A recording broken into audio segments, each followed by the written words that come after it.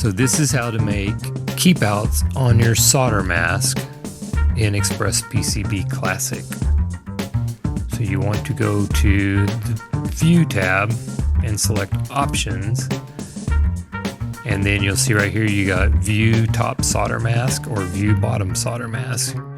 So we're going to do the top solder mask, and you want to select that and then select OK. And this is what your solder mask would look like.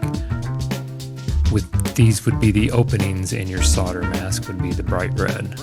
So to add a keep out, you would want to select the rectangle tool here and draw an area where you want a solder mask opening.